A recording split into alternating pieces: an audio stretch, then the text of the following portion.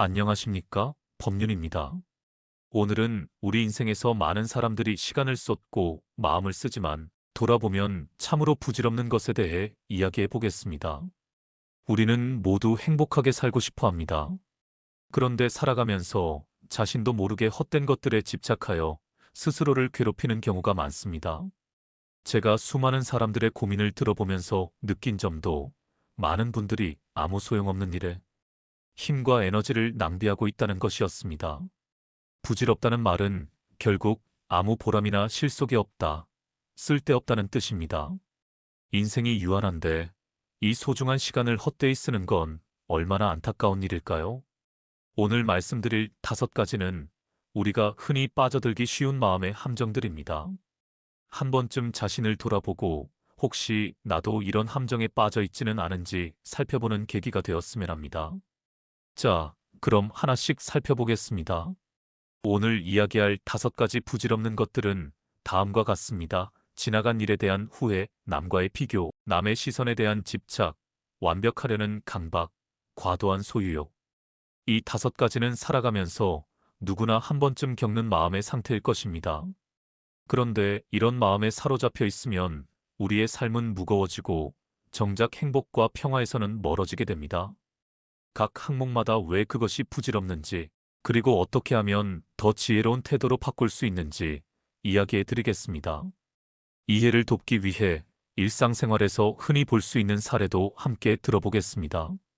그럼 첫 번째 이야기부터 시작하겠습니다. 1. 지나간 일에 대한 후회. 첫째로 이야기할 것은 지나간 일에 대한 후회입니다. 과거에 있었던 일을 두고두고 후회하는 경우가 많습니다.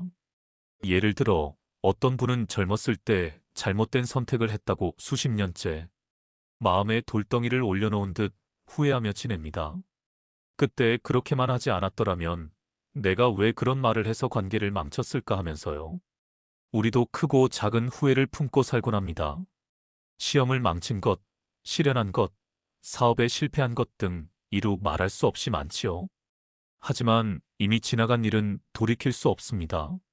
누구도 흘러간 시간을 거꾸로 되돌릴 수는 없지요. 우리가 후회를 한다고 해서 과거의 일이 바뀌는 것도 아닙니다. 그런데도 사람 마음이라는 게 마치 오래된 비디오를 반복 재생하듯 머릿속에서 그 일을 계속 곱씹습니다. 잘못된 장면을 자꾸 되감아 보는 것입니다. 그럴수록 후회의 감정은 점점 짙어지고 현재의 나를 짓누르게 됩니다. 결국 후회에 빠져 있는 시간 동안 우리는 현재를 살지 못하고 지금 이 순간의 행복을 놓쳐버립니다. 후회가 왜 부질없는지 곰곰이 생각해 볼까요? 후회란 결국 지나간 일에 매달려 현재의 나를 괴롭히는 행위입니다. 이미 끝난 일을 마음속에서 반복하며 스스로 상처를 헤집는 것과 같습니다. 그것은 문제 해결이나 발전에 전혀 도움이 되지 않습니다. 오히려 정신적인 에너지 낭비이고 자기 학대에 가깝습니다. 어떤 분들은 후회하는 것이 마치 반성하는 것이라고 착각하기도 합니다. 물론 과거의 잘못에서 교훈을 얻는 반성은 필요합니다. 그러나 후회는 반성이 아닙니다. 후회에 빠져 내가 어떻게 그럴 수 있었지? 하며 자신을 끝없이 자책하는 것은 자기 자신에 대한 일종의 미움과 용서하지 못함에서 비롯됩니다. 마치 나는 절대로 실수해서는 안 되는 완벽한 사람이어야 한다고 믿으면 실수한 과거의 자신을 받아들이지 못하고 미워하게 됩니다. 그래서 자꾸 후회하게 되는 거예요. 하지만 생각해 보세요. 인간은 누구나 실수할 수 있는 존재입니다. 완벽한 사람은 없습니다. 잘못을 저질렀다면 뉘우치고 앞으로 더 나아지면 됩니다. 그런데 우리는 그때 왜 그런 실수를 했을까 하면서 스스로를 계속 벌주고 있는 셈입니다. 한 가지 예를 들어보겠습니다. 한 직장인이 있었습니다. 이 사람은 과거에 본인이 저지른 하나의 큰 업무 실수를 몇 년째 마음에 담아두고 있었습니다. 그 일이 있고 나서 상사에게 크게 혼나고 동료들에게도 실망을 주었다는 생각에 스스로에게 몹시 화가 났습니다. 그래서 이후로도 매일 밤 그 사건을 떠올리며 내가 왜 그때 그랬지? 정말 바보 같은 짓이었어. 하고 자책했습니다. 심지어 업무와 상관없는 쉬는 날에도 그 생각만 하면 가슴이 두근거리고 후회로 잠을 못 이루었습니다. 결과적으로 그가 얻은 것은 무엇이었을까요?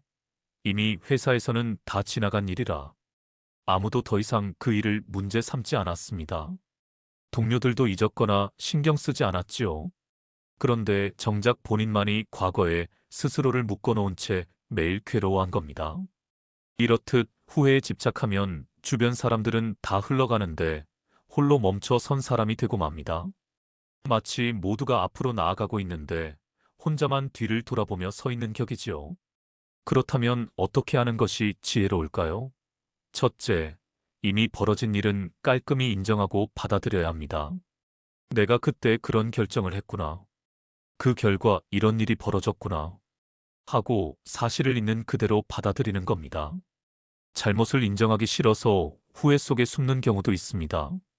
그러나 용기를 내어 현실을 인정해야 그 다음 단계로 나아갈 수 있습니다. 둘째, 그 경험에서 교훈을 얻으세요. 후회만 하고 끝내면 아무 소용이 없지만 거기서 배움을 얻으면 그 실수도 헛되지 않습니다.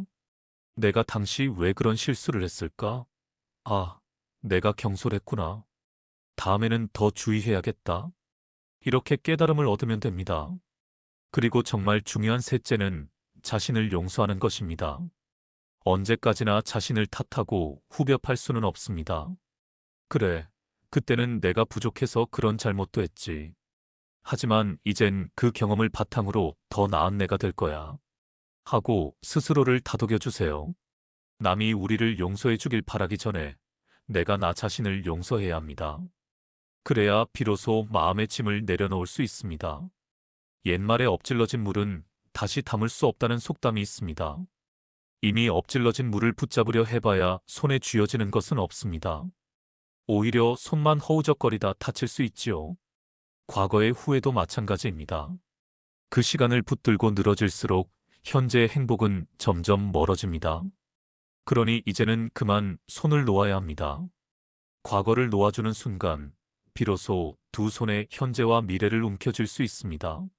마지막으로 지나간 일에 대한 후회를 극복하는데 도움이 되는 마음가짐을 하나 더 말씀드리겠습니다. 모든 경험은 나를 성장시키는 밑거름이다. 이렇게 생각해 보세요. 과거에 좋았던 일이든 나빴던 일이든 결국 지금의 나를 만들어준 재료입니다. 쓰라린 후회를 남긴 실수조차도 그로 인해 내가 배운 것이 있다면 완전히 부질없는 것만은 아니겠지요. 그러니 과거를 후회로 짓누르기보다는 배움의 자양분으로 삼고 훌훌 흘려보내십시오. 그래야 마음이 가벼워지고 현재를 온전히 살아갈 힘이 생깁니다. 이렇게 해서 첫 번째 부질없는 집착, 지나간 일에 대한 후회에 대해 이야기해 보았습니다. 계속해서 두 번째 주제로 넘어가겠습니다. 남과의 비교. 두 번째로 다뤄볼 것은 남과의 비교입니다. 이건 역시 매우 흔한 심리이지요. 우리는 어려서부터 끊임없이 남과 비교하는 문화 속에 살아왔습니다. 어렸을 때는 누구네 아이는 공부를 잘한다더라. 학교에서는 성적이나 운동 능력으로 줄을 세우고 사회에 나와서는 연봉, 직업, 집 같은 것으로 서로를 견줍니다. 성인이 된 후에도 친구의 결혼 소식, 동료의 승진, 이웃의 생활 수준을 보며 내 삶과 비교하여 마음 졸이곤 합니다. 예를 들어 동창 모임에 나갔다가 친구들의 직업이나 경제적 수준을 보고 괜스레 위축된 경험 다들 한 번쯤 있지 않습니까? 온라인에서 친구들이 올린 화려한 사진과 소식만 보다 보면 남들은 다 잘나고 행복해 보이는데 나만 뒤처진 느낌이 들기도 합니다. 이렇게 우리는 끊임없이 타인과 자신을 저울질하며 스스로를 평가절하하거나 불행하다고 느끼곤 합니다. 하지만 남과의 비교는 백해무익한 일입니다. 왜 그럴까요? 우선 비교에는 끝이 없기 때문입니다.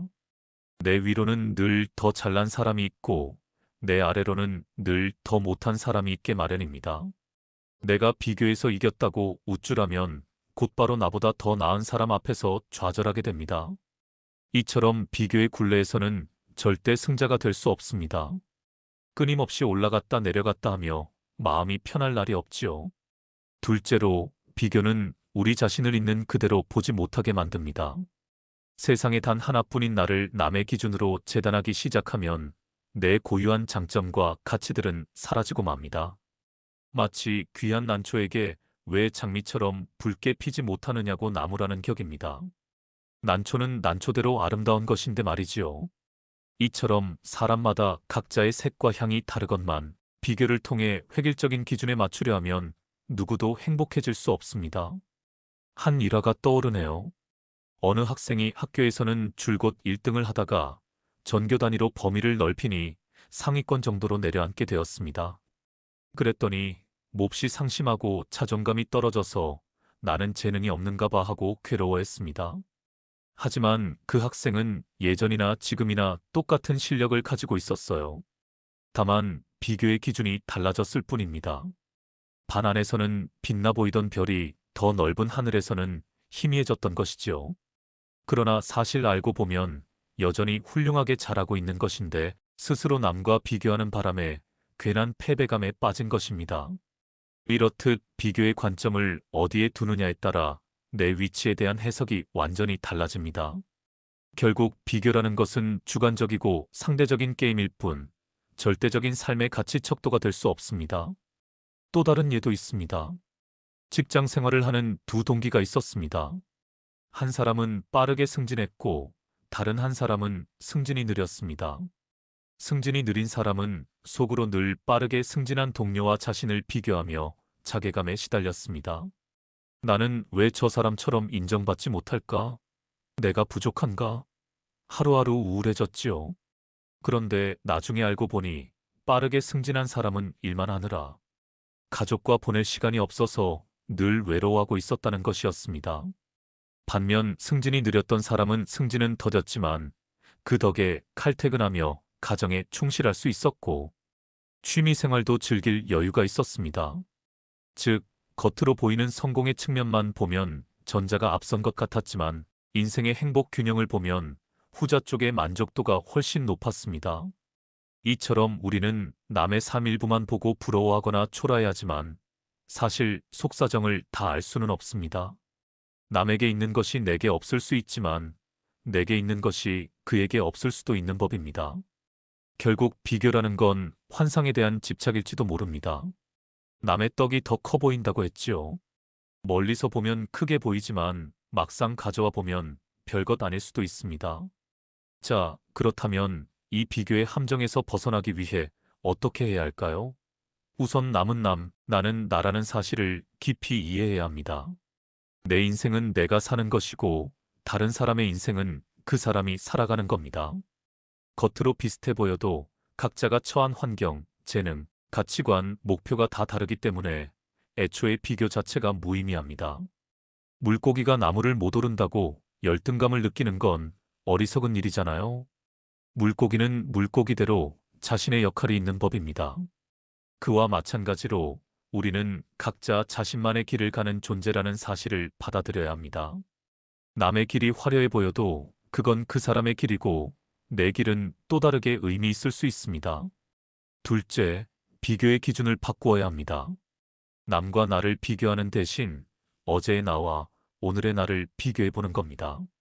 어제보다 오늘 내가 조금이라도 성장했고 배웠다면 그것으로 충분히 의미 있는 삶입니다. 남들에겐 사소해 보여도 내게 큰 진전이 있을 수 있지요. 예를 들어 어제는 1km밖에 못 뛰던 사람이 오늘은 2km를 뛰었다면 그 자체로 대단한 발전입니다. 굳이 마라톤 우승자와 비교하며 자책할 필요가 없지요.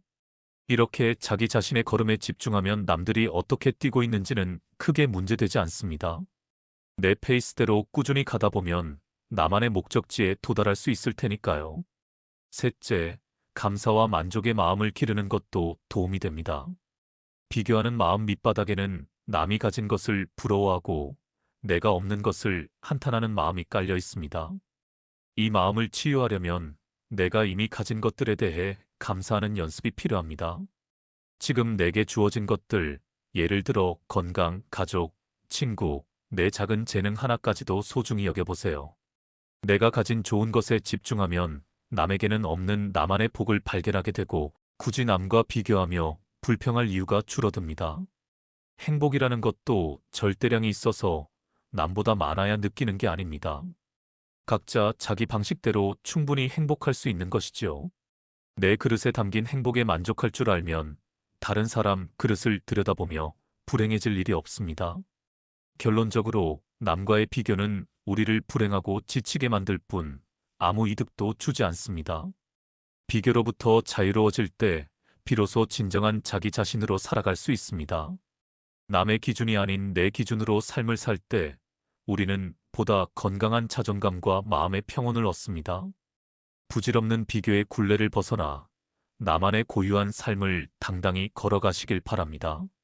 3. 남의 시선에 대한 집착. 세 번째로 살펴볼 것은 남의 시선에 대한 집착입니다.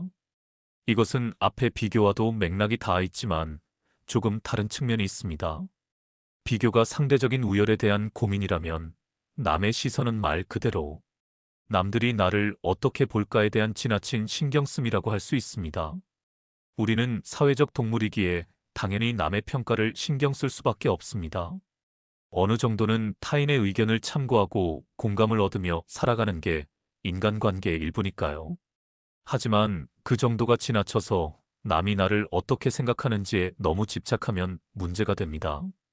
예를 들어 한 신입사원이 직장 회식 자리에서 물 한 모금조차 편히 못 마십니다. 내가 이렇게 하고 있으면 선배들이 날 어떻게 볼까? 혹시 예의 없다고 생각하면 어쩌지? 하는 걱정 때문에 행동 하나하나가 위축되는 거예요. 또 어떤 이는 길을 가다가도 괜히 남들이 자신을 쳐다보는 것만 같아 옷매무새를 수십 번 고칩니다. 발표를 해야 할 때도 청중의 시선이 두려워서 아예 피하려 들기도 하지요.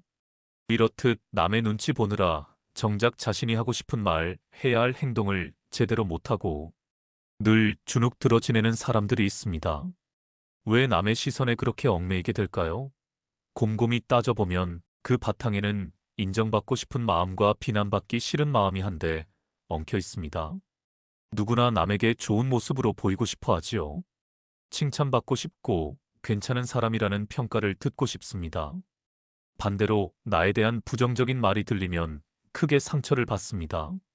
이런 마음 자체는 자연스러운 것이지만 문제는 모든 사람으로부터 좋은 평가를 받는 것이 불가능하다는 데 있습니다. 세상 사람들의 각기 다른 입맛을 모두 맞출 수는 없습니다.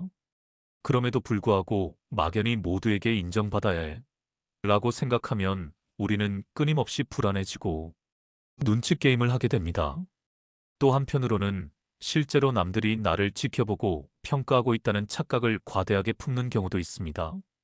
현실에서는 사실 사람들이 그렇게까지 남의 일에 관심이 많지 않은 때가 대부분입니다.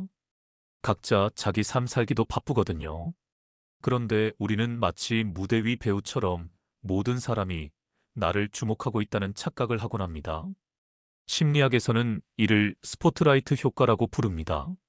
실제로는 아무도 신경 쓰지 않는 내 작은 실수나 약점도 내 머릿속에서는 모든 이가 그것만 들여다보며 손가락질하는 것처럼 느껴지는 거죠. 이런 인식의 과장이 우리를 더욱 남의 시선에 움츠러들게 만듭니다. 남의 시선에 대한 집착이 얼마나 부질없는 일인지 알려주는 우화가 하나 있습니다. 한 농부와 그의 아들이 당나귀 한 마리를 끌고 길을 가고 있었지요. 처음에는 둘 다 당나귀 옆을 걸어갔더니 지나가던 사람들이 바보 같으니 탈 수 있는 당나귀를 왜 안 타고 걸어가냐고 비웃었습니다. 그래서 농부는 아들을 당나귀 등에 태웠지요. 그러자 이번엔 다른 행인이 요즘 애는 버릇도 없네. 어린 것. 혼자 편하게 타고 어른을 걸리게 하다니 하고 혀를 찼습니다. 그래서 농부와 아들은 역할을 바꿔 농부가 탔더니 또 다른 사람이 저 어린애를 걸려놓고 자기만 편하자고 타고 가다니 너무하네 하고 나무랐습니다. 결국 두 사람 모두 당나귀 등에 올라탔더니 이번엔 당나귀가 불쌍한 줄 모르고 둘이나 올라타다니 잔인하다 하는 비난이 들려왔습니다. 이래저래 남의 말에 휘둘리다 지친 두 부자는 나중에는 아예 당나귀 다리를 묶어 장대로 꿰어 둘이서 어깨에 메고 갑니다. 결국 그렇게 가다 다리가 묶인 당나귀를 강물에 빠뜨려 잃어버리고 말았지요. 이 우화에서 보듯 남의 시선만 쫓다 보면 자신을 잃고 우스운 꼴이 되기 쉽상입니다. 세상 사람들의 입은 제각각이라 그 입맛을 다 맞출 수는 없습니다. 누구를 맞추면 다른 누군가는 불평을 합니다. 그렇게 이리저리 치이다 보면 정작 내 삶은 사라져버리게 됩니다. 또 현실적인 예도 하나 들어볼까요? 어떤 직장인이 하고 싶은 의견이 있어도 회의 시간에 절대 입을 열지 않습니다. 혹시 엉뚱한 말을 해서 웃음거리가 되거나 상사가 기분 나빠하면 어쩌나 걱정되기 때문입니다. 그런데 정작 회의가 끝나면 다른 사람이 자신이 생각했던 똑같은 의견을 내서 칭찬받는 것을 보고 속으로 크게 후회합니다. 아, 나도 말할 걸 하지만 다음번 회의 때가 되면 또다시 용기를 못 내지요. 이렇게 남의 시선을 과하게 의식하면 자신의 능력과 개성도 드러내지 못하고 좋은 기회를 놓치게 됩니다.